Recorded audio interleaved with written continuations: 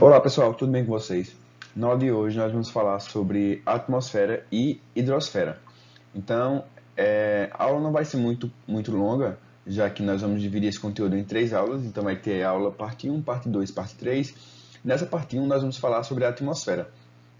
E nas 2 próximas aulas vai ser sobre hidrosfera, que é uma parte desse conteúdo que é mais abrangente, que fala sobre mais tópicos do que a atmosfera, certo? A atmosfera, ela, em comparação com a hidrosfera, ela acaba sendo um pouquinho mais simples da gente comentar com vocês. Então, nós vamos ver agora algumas características e formação da atmosfera, certo? Então, primeiro, a atmosfera. A palavra atmosfera, ela significa esfera de ar e dá nome à camada formada por diversos gases e vapor de água que envolve o planeta Terra. A nossa atmosfera, ela é responsável pela formação de ventos, nuvens e também da chuva. A gente vai ver que é uma parte só da atmosfera que ela é responsável por esses eventos, certo? Então, quando eu falei que uma parte da atmosfera, é porque a atmosfera não é formada só por uma camada. Não é só uma coisa que é a atmosfera. A atmosfera são várias camadas que cada uma delas vai apresentar uma característica, apresentar uma formação, apresentar alguns pontos em relação à altitude, por exemplo. Então, cada uma dessas etapas da atmosfera, elas vão ter uma relevância para o nosso planeta, certo? Então, a gente vai entender daqui a pouco cada uma dessas etapas, mas primeiro nós vamos ver quais são essas camadas. Então, a primeira camada da atmosfera é a troposfera. Essa é a camada mais baixa. Em seguida nós temos a estratosfera, vindo em seguida a mesosfera, a ionosfera e, por último, a exosfera. Então, o que são cada uma dessas etapas e quais são as características, o que a gente consegue encontrar em cada uma dessas camadas da nossa atmosfera? A troposfera, que é a primeira, ela é a camada da atmosfera que está em contato com a superfície da Terra. É nela que encontramos o ar que respiramos. Então, o ar pode ser encontrado em outras camadas, mas eles são, após a troposfera, eles são um pouco mais rarefeitos, ou seja, eles estão em menor quantidade. A forma como a gente respira na troposfera é diferente em outra camada da atmosfera. Então, a dificuldade em respirar, por exemplo, na camada seguinte, a troposfera já é bem. A facilidade de respirar é bem mais. Ou melhor, não há uma facilidade em respirar em uma camada superior à troposfera. Então, essa é a camada que está ligada onde nós estamos. Nós estamos especificamente na troposfera, que é a camada que está acima da superfície da Terra. Nós temos aí que nessa camada da troposfera é a camada mais baixa da atmosfera com altitude de cerca de 15 quilômetros. Então a gente tem de onde nós estamos, do chão, até uns 15 quilômetros de altitude, onde, por exemplo, os balões de ar eles voam, é onde está a troposfera, certo? Então ele tem aí essa altitude média de 15 quilômetros de altitude. A característica da troposfera é que nessa camada é onde ocorrem as nuvens, os ventos, as chuvas, os raios e os trovões. Então, como eu comentei com vocês, eu acho que no segundo ou foi terceiro slide, eu não lembro agora, que esses eventos eles acontecem não em todas as etapas da atmosfera, mas em uma das camadas especificamente, a troposfera, que é onde vão ocorrer os ventos, as nuvens, chuva, raios, furacões. Então, um dos exemplos que eu vou dar daqui a pouco, mas já vou adiantar, é por esses motivos que os aviões voam tão alto, porque eles tentam evitar aí ter esse contato direto com esses eventos. Daqui a pouco a gente vai entender o porquê, certo? Então, só relembrando, na troposfera é onde vão estar os ventos, as nuvens, a chuva, os raios, os furacões. Então, todos os eventos relacionados com umidade, que a gente vai ver que, inclusive, vai estar relacionado com as próximas 2 aulas, que é quando a gente fala sobre a hidrosfera, é que essa camada da troposfera ela está totalmente ligada a esse ciclo da água, por exemplo. Na troposfera, é na troposfera que encontramos o oxigênio necessário à sobrevivência de animais e de plantas na Terra.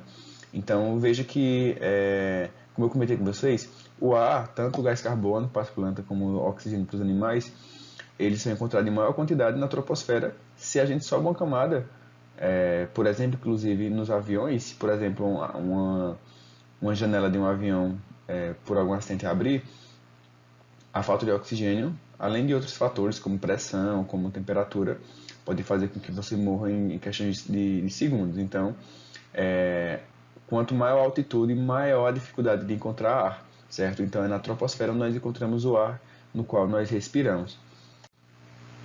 A gente tem a estratosfera, que é a camada seguinte, que é nessa camada em que há a presença de vapor de água, umidade, a concentração de oxigênio é muito baixa. Então, na estratosfera, ela é a camada que está acima da troposfera e nele ainda assim a gente encontra umidade no caso, algumas partículas de água no seu estado de vapor. E nele a gente encontrou uma quantidade de oxigênio muito baixa, então é como eu falei com vocês, é onde a gente consegue encontrar um ar mais rarefeito, uma quantidade de ar bem menor. Vocês vão ver que quanto mais a gente vai subindo, essa quantidade de ar vai diminuindo, a quantidade de umidade também vai diminuindo e a gente vai encontrando outras coisas também nessas camadas seguintes. Características da estratosfera. Na estratosfera encontramos a camada de ozônio, responsável por filtrar os raios ultravioletas do Sol. Essa camada é utilizada como via aérea para grandes aviões, pois não sofre influência de fenômenos meteorológicos.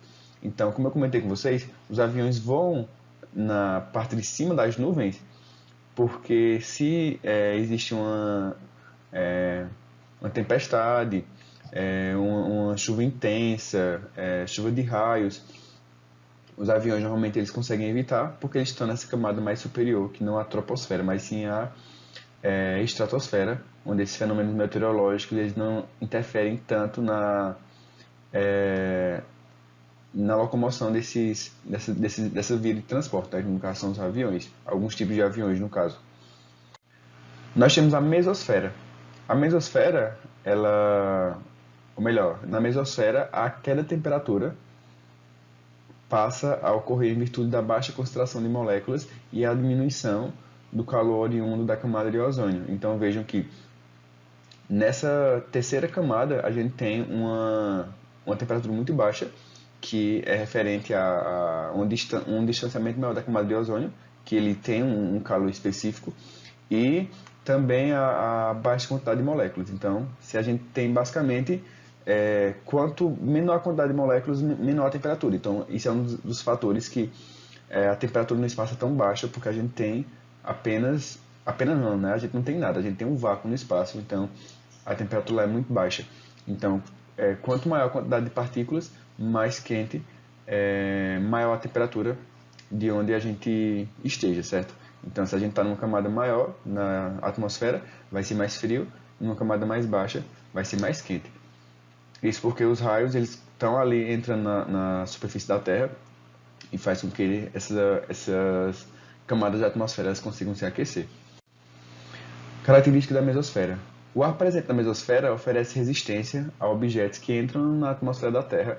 O calor gerado pela resistência do ar a diversas rochas que irão colidir com a Terra faz com que os objetos sejam incendiados, dando origem ao que é conhecido como estrelas cadentes. Então vejam que por mais que o ar e a quantidade de moléculas na mesosfera seja bem baixo, ainda assim eles têm uma resistência, o que a gente chama de atrito.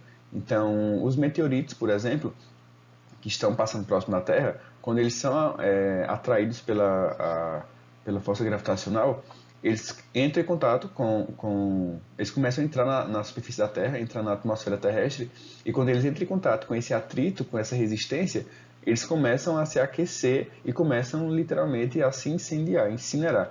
Então é por isso que a gente vê as estrelas cadentes, que não são estrelas, eles apenas são meteoritos entrando em contato com a superfície da Terra, que na maioria das vezes, eles simplesmente se desfazem na atmosfera. Eles não chegam nem a atingir o solo, já que eles queimam, eles se incendiam nesse percurso.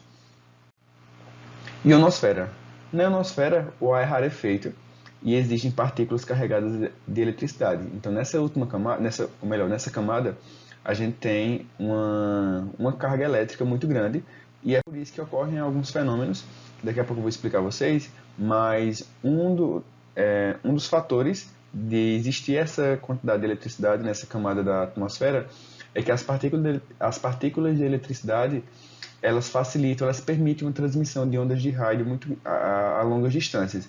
Então vocês veem que a atmosfera ela favorece para que a comunicação ela ocorra mais facilmente, já que a gente tem essa camada de eletricidade recobrindo a nossa Terra. E a camada na exosfera é a camada que antecede o espaço. Nessa camada, as partículas se desprendem da gravidade do planeta. Então, nessa parte do espaço, as partículas ficam meio que flutuando. Então, a gente não tem aí uma queda nesse ponto. Então, essa é a parte da atmosfera em que é como se a força da Terra, a força gravitacional, não tivesse atingindo tanto essa região. Então, é nessa região que a gente consegue encontrar algumas partículas flutuando, ou também nós conseguimos encontrar os satélites. Então, na exosfera ocorre o fenômeno da aurora boreal. Então, isso é um fenômeno muito conhecido nas partes polares do planeta Terra. E é o local em que onde permanecem os satélites de transmissão de informações e também os telescópios espaciais. Então vejam que é nessa etapa, nessa região, no qual esses objetos eles não se desprendem, eles não saem isoladamente pelo espaço, eles ainda ficam aí ao redor da Terra, mas eles não têm essa característica de cair. A Terra ela não consegue mais puxar ele ao ponto de fazer com que eles entrem em queda livre, certo?